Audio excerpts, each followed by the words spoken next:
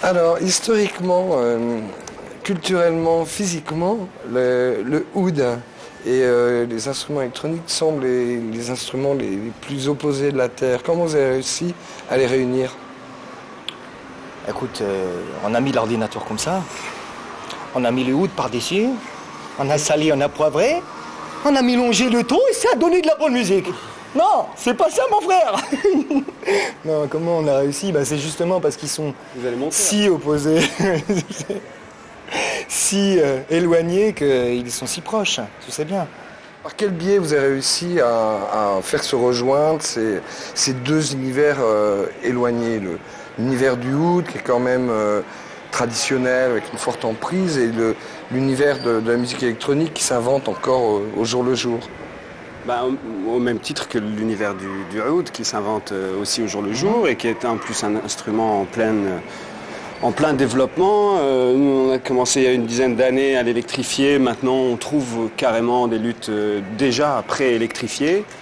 Donc c'est un instrument qui est encore pareillement en plein développement. Donc je pense qu'en fait, c'est des chemins qui ne sont pas si opposés que ça. Alors, quelle serait votre définition des caractéristiques de chacun de ces deux éléments? Nous, on avait envie de jouer un oud populaire, un oud qui était sorti de son univers un petit peu précieux, et que c'est pour ça qu'on on a utilisé la musique électronique pour insuffler une dynamique nouvelle. Le Sud-Lance fait des nébuleuses avec le son et que ce soit quelque chose d'aussi suffisamment aérien et suffisamment flottant pour que ça ne soit pas, ça n'emprisonne, ça n'étouffe pas, quoi.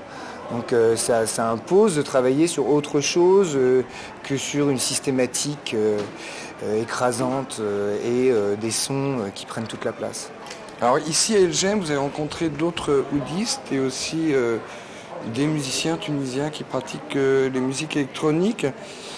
Quel type d'échange avez-vous réussi à faire pendant ces rencontres? Là, je crois qu'on en est à l'étape d'un tout petit peu après la curiosité. D'abord, il y a eu la méfiance et la discussion, la continuité de la méfiance et d'attendre un peu ce que pouvait donner cet outil. Et puis là, il y a la curiosité qui a pris la place. Et maintenant, je crois qu'il faut tout simplement que ces oudistes tunisiens ils donnent des idées par rapport à ce qu'ils veulent de cet outil. Le fait de venir jouer en Tunisie pour la première fois, c'est... Parce que toi, Smatch, tu es d'origine tunisienne, Mehdi, tu le disais, ton maître de oud est tunisien. C'est un événement un peu exceptionnel. C'est plein de surprises et plein d'enrichissements aussi. Ça nous manquait, quoi. Ça nous manquait. On n'avait pas beaucoup joué du tout dans les pays arabes et là on joue. Et l'écoute des gens, elle est forcément différente puisqu'ils sont habitués au makam, ils sont habitués aux instruments. Elle est plus la découverte de cet instrument. Elle est plus dans la critique et dans la découverte de l'électronique. Donc c'est autre chose.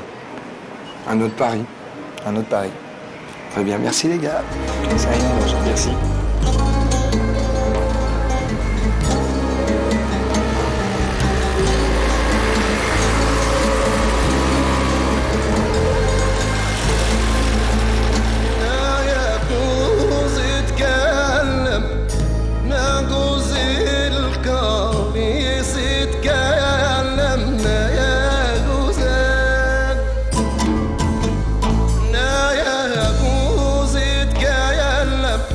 لا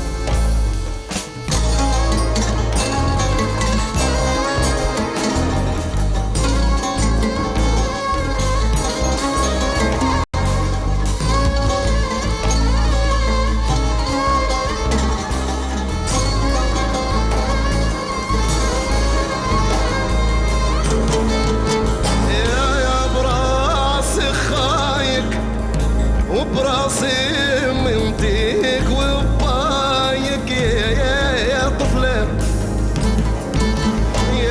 يا براسي خانيك وبراسي منطيك وبايك يا طفلة ما ياني خايك ارحم خان اللي كان قلبي سلم لا جوزها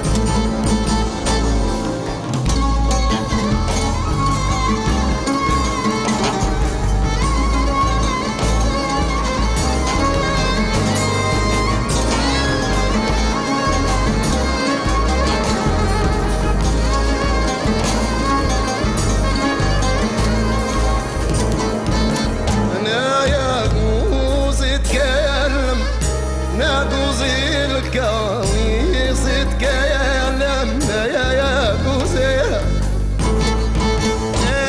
يا كنوز اتكلم لحيا على الشروم تسلم يا جوز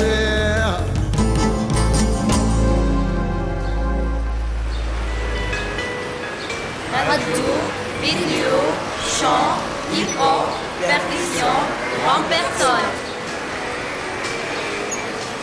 Radio Algène reprend sa place sur les ondes.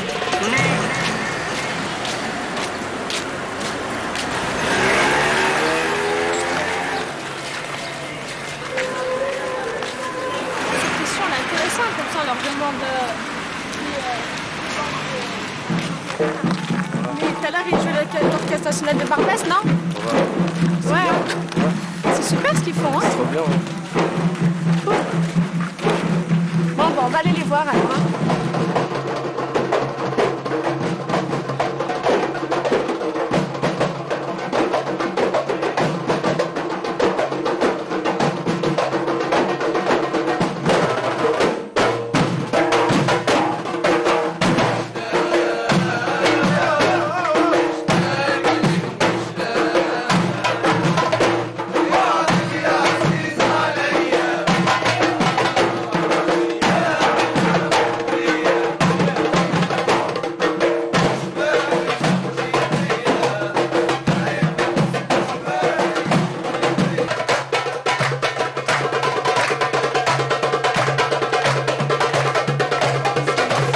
Bonjour Seif. Bonjour. Alors, c'est la première fois que tu participes au festival? Oui, Oui. Et c'est la première fois que tu joues de la percussion ou tu savais déjà en jouer avant? j'ai plein de choses à apprendre avec le groupe de percussion, avec Monsieur Roger Raspel. Et je veux participer à ce festival après-demain devant le Colisée d'Elgem. D'accord. Et c'est dur de jouer de la percussion? Oui, Ça fait mal aux mains? oui. Bah, merci bien, au revoir. Au revoir. Merci, صحة ماتش. احكي اسمع احكي 3-4 مرات نورمال عاود دي خاطر بعد في المونتاج تاعي نحيوها فهمت. الله يبارك. Bonjour. Bonjour. Serait-il possible que vous vous présentez, s'il vous plaît?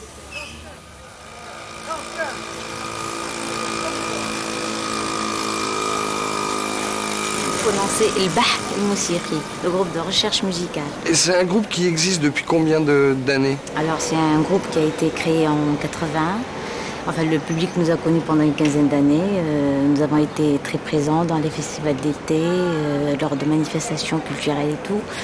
Bon, maintenant, il y a une bonne dizaine d'années qu'on s'est arrêté de chanter. On a pensé revenir sur scène pour d'abord faire écouter notre chanson à un public jeune qui ne nous a pas connus en fait.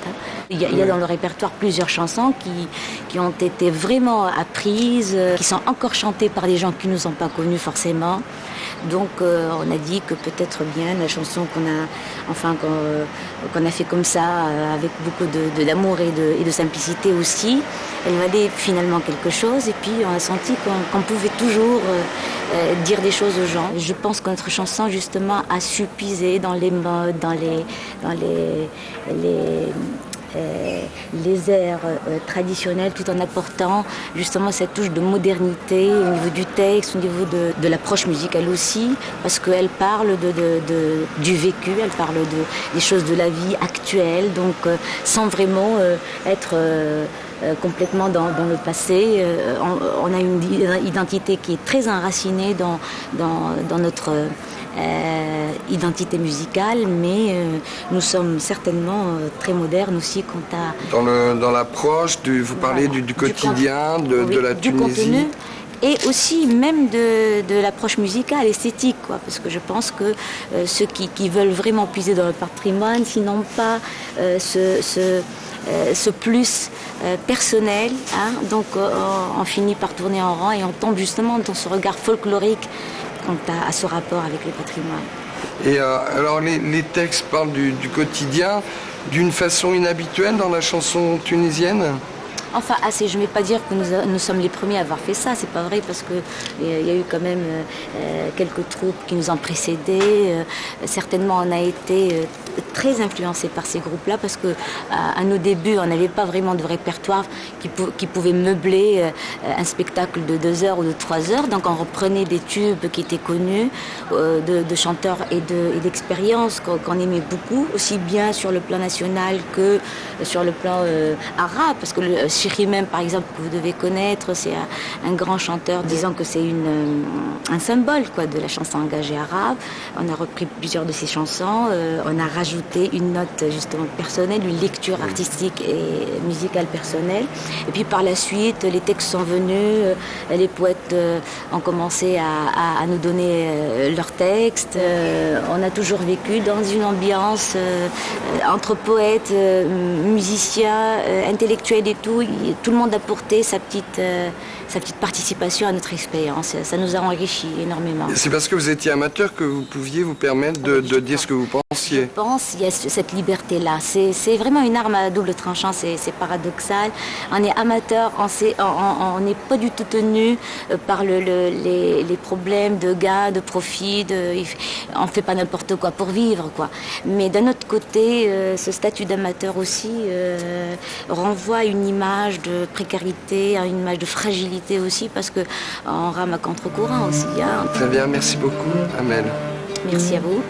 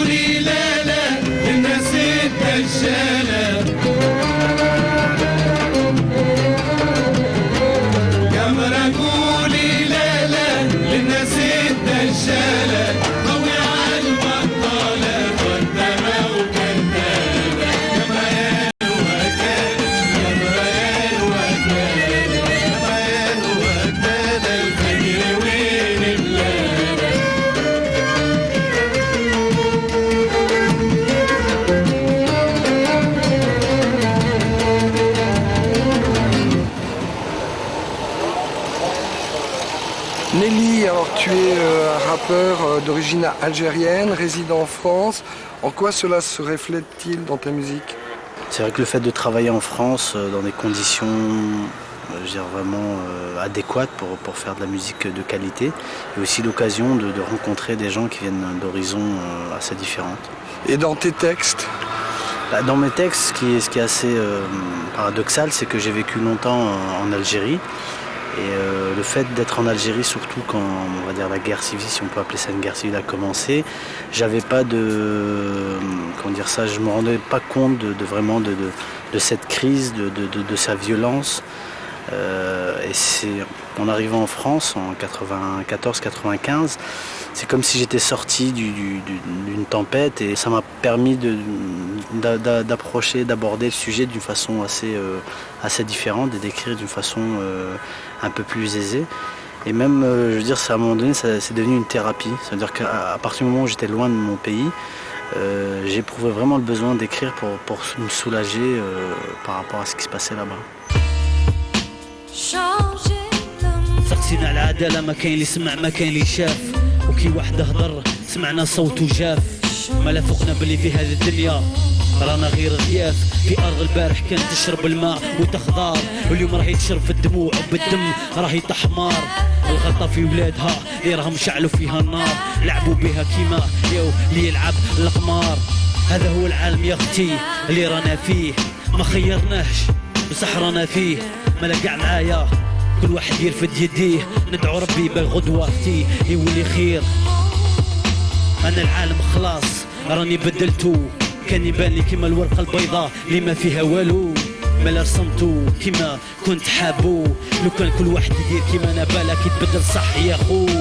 راني شوف العالم وراني حاب نبدلو، بصح عندي غير انا ورقة وستيلو. مالا مخليها على ربي ومن بعد على الزهر، بالك قلبك يحن يا اختي بعد ما كان حجر.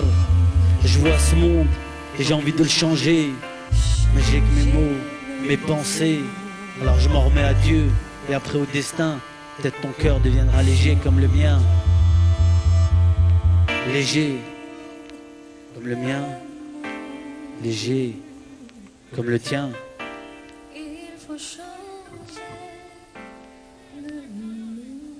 Faut le changer. Faut le changer. الآنسة لورانس جورجي.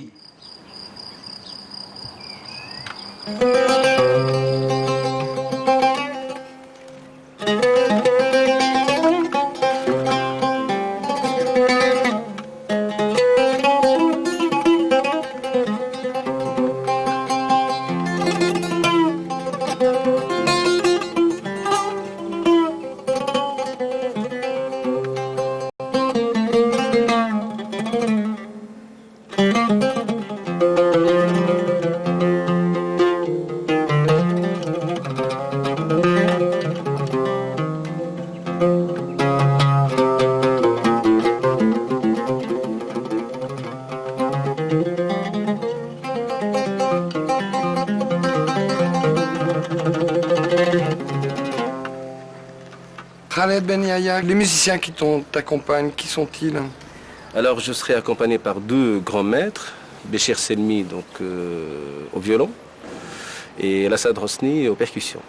Ce sont des musiciens qui appartiennent à une école spécifique. Béchir Selmi, c'est le plus grand violoniste de Tunisie, voire même du monde arabe. Il a fait de la musique traditionnelle, c'est un puriste, mais il a fait pas mal d'expériences aussi avec d'autres musiciens, avec des luthistes, en jazz, donc il a cette ouverture d'esprit qui est qui est extraordinaire. Et puis il a Alassad Hosni, pareil, donc il a accompagné pas mal d'artistes venus d'ailleurs, on va dire, d'Europe, de partout du monde. Est-ce que le fait d'avoir une culture occidentale, ça aide à avoir des choses dans la culture arabe qu'on ne verrait pas sinon? C'est sûr que cette expérience m'a beaucoup ouvert l'esprit, ça c'est clair. Donc. Merci beaucoup, Khaled. Merci.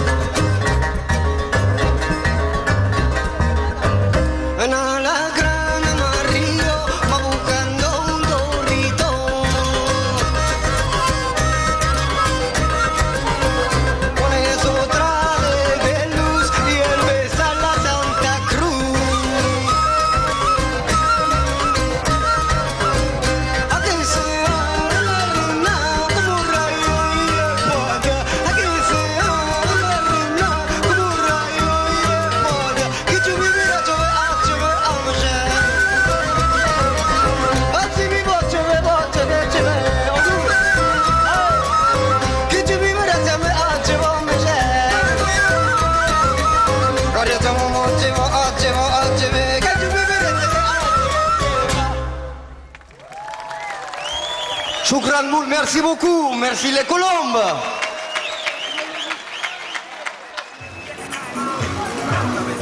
Alors, qu'est-ce que tu penses du fait que maintenant les concerts se font à l'extérieur et que ce soit gratuit?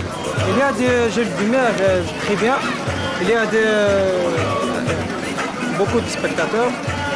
Mais il y a beaucoup de matériel très magnifique. Tant mieux que ce soit à l'extérieur, ça permet qu'il y ait une symbiose entre les habitants, les jeunes habitants du village, de la ville de Djem, et des concerts qui se passent, et des artistes aussi. Ça permet peut-être un contact beaucoup plus proche. À l'intérieur de l'amphithéâtre, l'expérience a montré que il y avait en principe, il y avait pas de jeunes. Par principe, c'est bien que ce soit accessible à toute la population, qu'elle sente que c'est son festival, au lieu de se dire c'est une affaire d'amateurs de musique ou de spécialistes de ci ou de ça.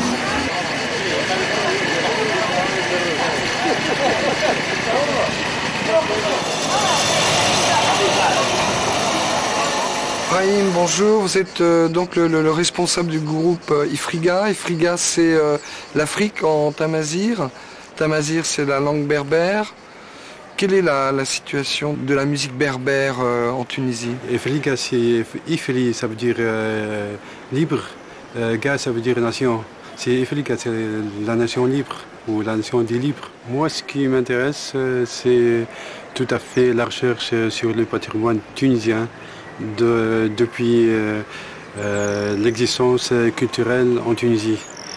C'est-à-dire tout ce qui est culture, surtout musicale, et c'est attaché à la vie quotidienne. Alors quelles sont les différentes sources qui viennent nourrir cette musique? Je voyage beaucoup sur la terre tunisienne, je voyage dans les rifs, dans les champs bédouins, dans les petites...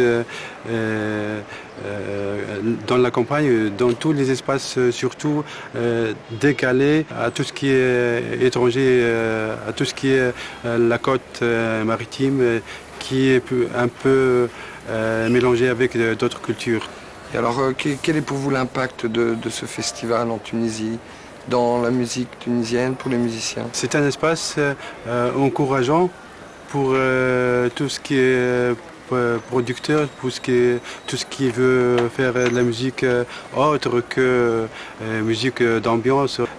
C'est plus musique véridique, c'est plus musique naturelle, c'est plus musique réelle. C'est ça qui m'encourage avec les autres artistes qu'on trouve beaucoup chez nous pour cette manifestation.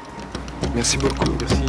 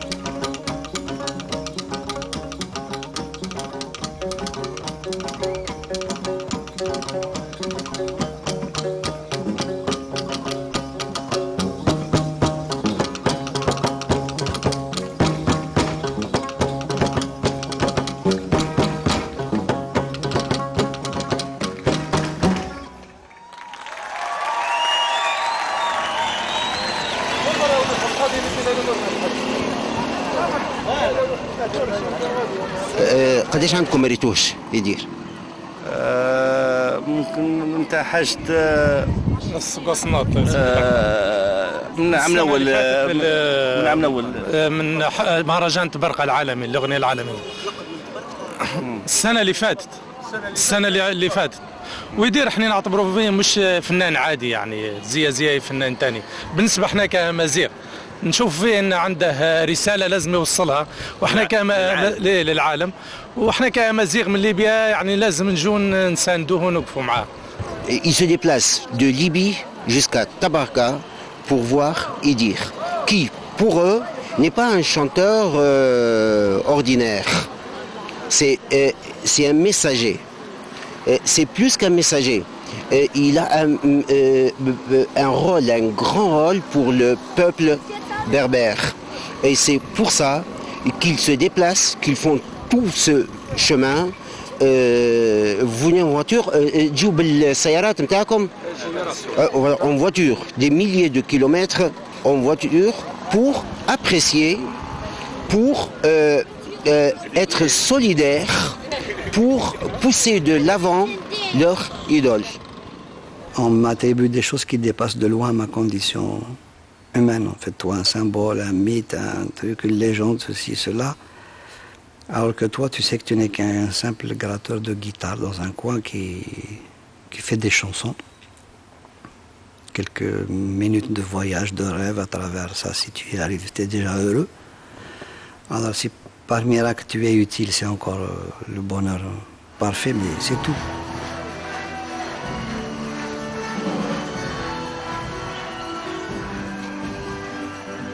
J'ai commis cette chanson et je l'ai chantée d'ailleurs 5-6 fois.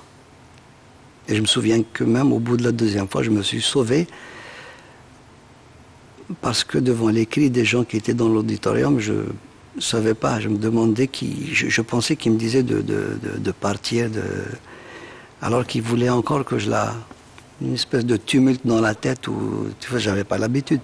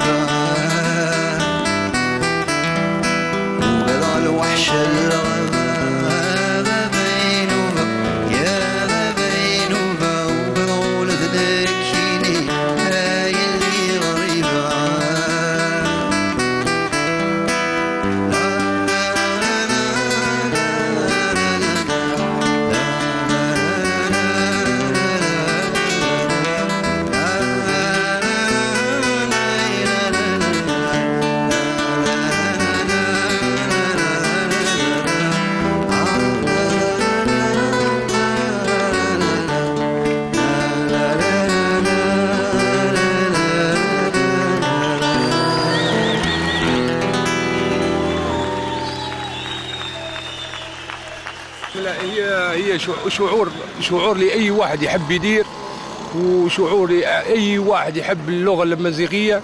لازم لما يشوف يدير في اللحظة الأولى من حياته يدير بيرعش بيبكي لأنه هو عنده رسالة كما قال لك الأخ أنه لازم يوصلها. احنا هذه الرسالة نبغى نشوفها شنو هي الرسالة، ورسالة لها معنى كبير لو أنه واحد يتأمل فيها بالطريقة. Quand Idir commence à chanter, on a le cœur gros, on a envie de pleurer, on a envie pas de l'écouter seulement, de le regarder, de le dévorer, de bien l'apprécier et assimiler son message, parce que c'est un message et moi c'est mon devoir de l'apprécier. Je crois que quand on est artiste, si tu es aimé par un public, tu te dois de, pas de renvoyer l'ascenseur, mais de donner de toi-même aussi. Je reste toujours attaché aux premières chansons d'Idir, qui restent le folklore, les berceuses de la Kabylie, ce qui nous représente vraiment nous-mêmes. Mais en changeant, je pense qu'il a importé d'autres musiques, d'autres cultures, etc. Il s'est ouvert un petit peu sur le monde, mais il s'est un petit peu détaché de nos traditions, de notre culture. Voilà. Mais ça me fait plaisir quand même d'être ici à Tunisie et de le retrouver. Je suis kabyle aussi, d'Algérie.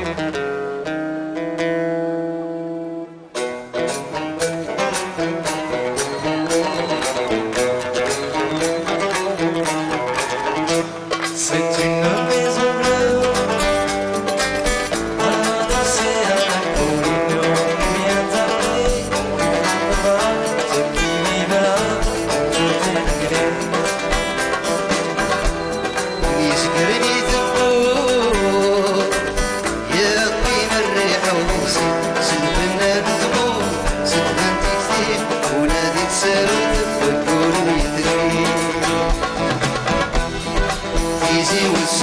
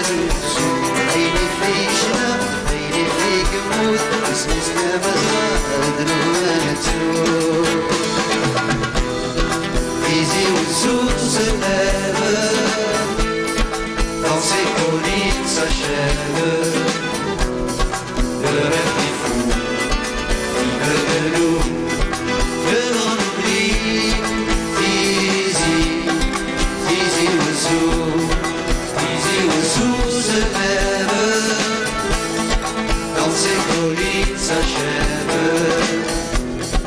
Le rêve des fous qui veut de nous que l'on oublie. Easy, easy Mansour.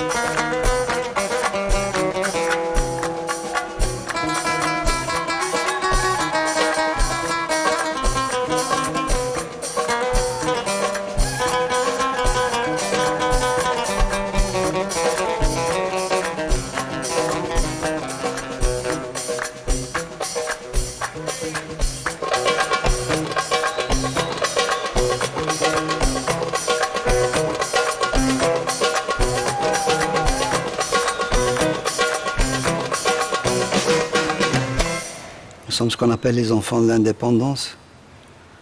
On était fiers d'appartenir à un pays qui était le phare du tiers-monde, le non-alignement. On recevait Che Guevara à l'époque, Fidel Castro, on les voyait. Et en plus, étant lycéen, on est toujours un peu révolté. Donc autant on était fiers d'être ceci, autant on ne comprenait pas pourquoi est-ce qu'on nous brimait dans notre culture maternelle. Tu te dis, bon sang, ben voilà un pays avec un système politique qui prône la souveraineté des peuples, la décolonisation, la liberté, et qui brime ses propres enfants au niveau de leur culture maternelle. On ne comprenait pas. Il y a quelque chose, donc je suppose que ça a dû mettre en chacun de nous, en tout cas les gens de ma génération, une espèce de besoin, de révolte intérieure qu'on a exprimé chacun à notre manière. Moi, ça a été avec la chanson. Mais c'est vrai que je suis d'un naturel timide. Et a priori, ce ne sont pas les critères demandés pour un révolutionnaire, entre guillemets.